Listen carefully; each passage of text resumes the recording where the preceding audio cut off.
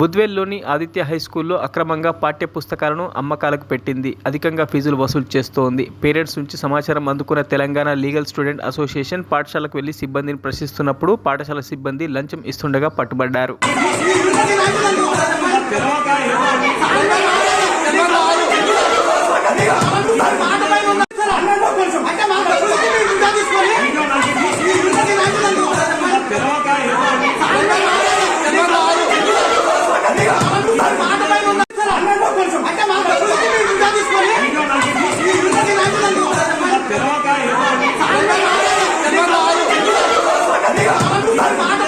మరిన్ని అప్డేట్స్ కోసం మా ఛానల్ని సబ్స్క్రైబ్ చేయండి.